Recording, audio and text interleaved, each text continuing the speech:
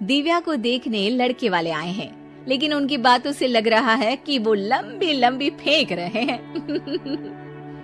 हमारे यहाँ 5 कार है, 7 बाइक्स है, फिर भी हम बस से आए हैं। वो क्या है ना कि हमें दिखावे का बिल्कुल शौक नहीं है।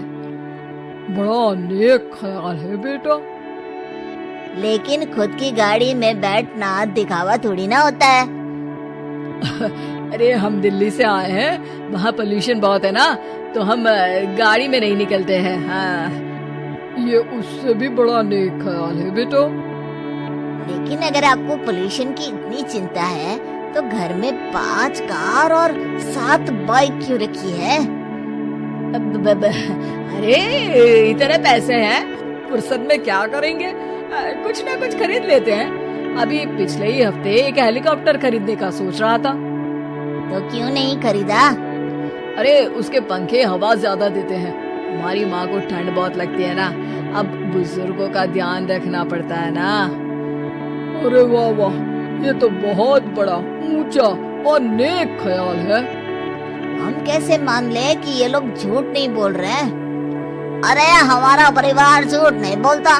दिल्ली शहर में किसी से भी पूछ लीजिएगा, हमारे बेटे का बड़े लोगों में उठना बैठना है। हाँ। अरे छोटो चुप रह, इतने बड़े लोग हैं, झूठ क्यों बोलेंगे? हमारी फैक्ट्री है, और ऐसी फैक्ट्री कि यहाँ ग्राहक आया, इधर सामान बनाया जल्दी जल्दी, और हम हर काम ना जल्दी करते हैं। हाँ वही तो, तब जल्दी जल्दी अपनी बेटी का हाथ हमारे बेटे के हाथ में दे दीजिए। दिव्या के पिताजी दिव्या के भाई छोटू की एक भी बात न मानते हुए दिव्या की शादी दिल्ली के इस फेंकू परिवार में करवा देते हैं। जब दिव्या ससुराल पहुंचती है तब आपकी कार्स और बाइक्स कहाँ है? मुझे बाहर जाना था किसी काम से। कार और बाइक्स? कौन सी कार और बाइक्स? अरे जब आप मुझे देखने आए थे तो कहा था ना कि आपके यहाँ 5 कार्स हैं और 7 बाइक्स हैं। हाँ हाँ उस दिन थी, आज नहीं है। है? आज कहाँ गई? अरे जिनकी थी वो ले गए। मतलब वो आपकी नहीं थी? आपने तो कहा था हमारे घर पर है। हाँ घर पर थी, बाबूजी का एक पार्ट टाइम काम है, कार और बाइक धोने का। उस दिन घर पे 5 कार और 7 बाइक्स थी तो बोल दिया था।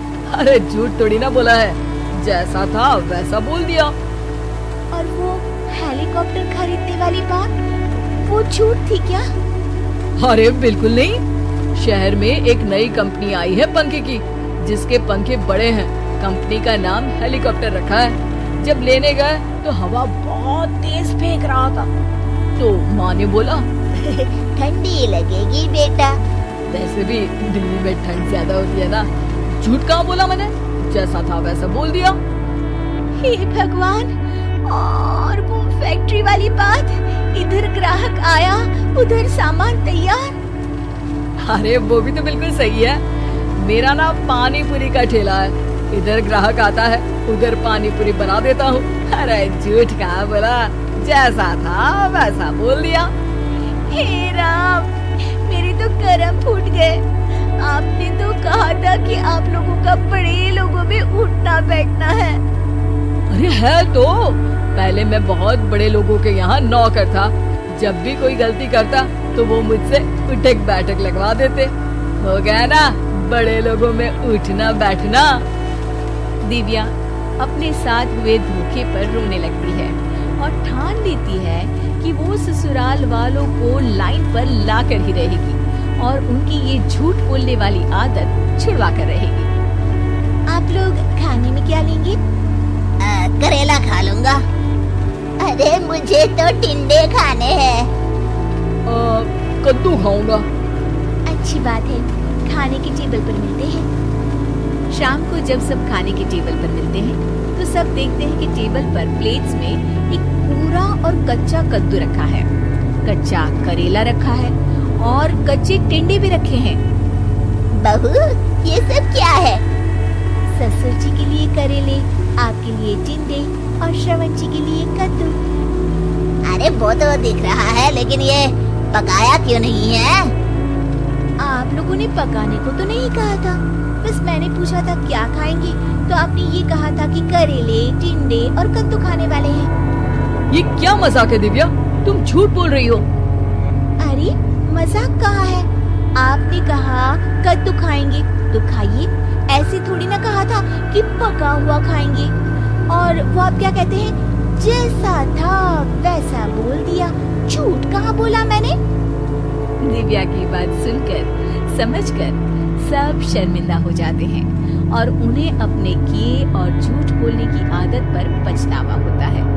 दिव्या समझदारी दिखाते हुए उन्हें सच के रास्ते पर चलने और किसी से मजाक में भी झूठ ना बोलने की सीख देती है और उनके काम में मदद करके उनके काम को और बड़ा बनाने में मदद करने लग जाती है।